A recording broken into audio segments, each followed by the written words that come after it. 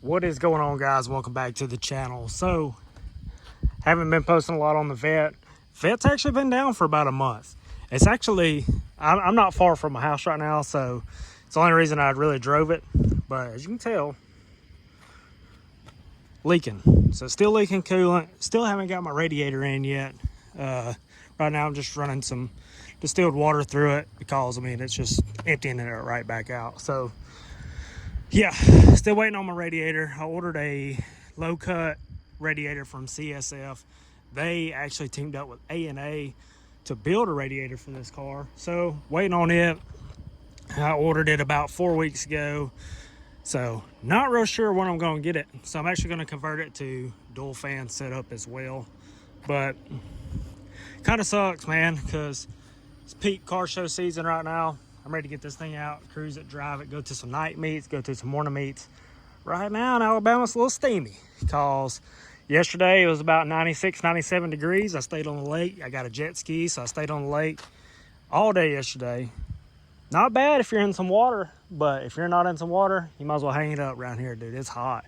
I mean, right now it's probably 80 something degrees. The humidity in the south is terrible. That's what really gets you. Like, this heat will feel like, 95 heat index will be like 102, 103. Freaking stupid, man. So anyways, especially when you're working it all week, last thing you want to do is just get out in it and just soak in it all weekend without doing something cool. So want to hit some morning meets, want to hit some night meets. During the day, about them 2 o'clock meets, y'all can have all that. I'm good. But anyways, I will hit some night meets. We'll hit some first thing in the morning meets, hit some cars and coffee and stuff like that. So yeah, I'm just kind of ready to get this thing out and cruise it. I'm loving the dang welds on it. Ever since I got that 26, thing looks really good. It's crazy, man. It's like these cars were meant for these wheels to go on it. Freaking love it. But anyways, guys, that's the kind of reason I haven't been posting, the Vette as much as I have been. I did get some cool shots. Had a freaking beautiful orange sky, sunset. So I got some shorts I'm going to post.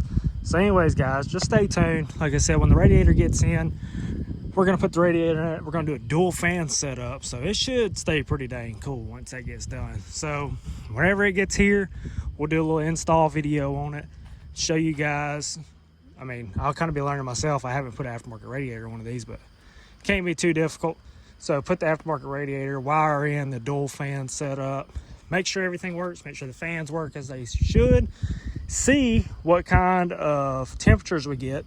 A lot of people run the DeWitt's radiators. I've heard good things, heard bad things. For people still running hot.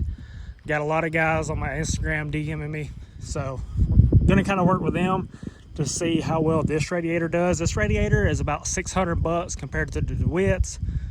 Wow, freaking had a stroke right there. Compared to the DeWitt's radiator, which is like $1,000, something like that. You start adding fans and stuff, I mean, you're in at $1,500-$1,600. So this radiator right here, with the fans, I'll be in at less than $1,000.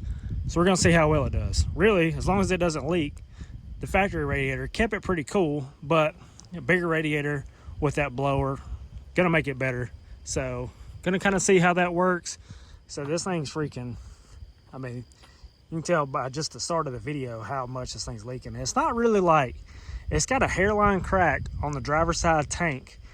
And, everybody's like, well, just put a factory radiator back in it or get it repaired. The only thing is, I don't want to have to deal with this again.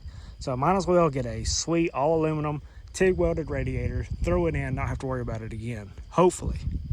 Fingers crossed. So if I had some wood to knock on, be knock on wood. But anyways, guys, we're going to try that. But yeah, thanks for watching. Please hit that like button, hit the subscribe button. Stay tuned. Let me know what you guys think. Any of you guys ever heard of the CSF radiator? I kind of just come across it about 2 months ago, and I should have ordered it then, but at the time my radiator wasn't leaking. I was like, well, I'll think about it. Then it started leaking. I was like, well, shoot, I got to order it now. So I'm going to try it. Weights kind of sucks, but it is what it is on something like that. I mean, risk putting a stock radiator back in it. Something happening to it, especially with a boosted car. It gets so hot up there now. So let's throw an all aluminum one in it, get it over with, start taking it to the tracks. I do want to run this thing. Haven't ran it yet. So anyways, guys, that's going to be it. Thanks for watching. Please hit the like button, hit the subscribe button, and peace.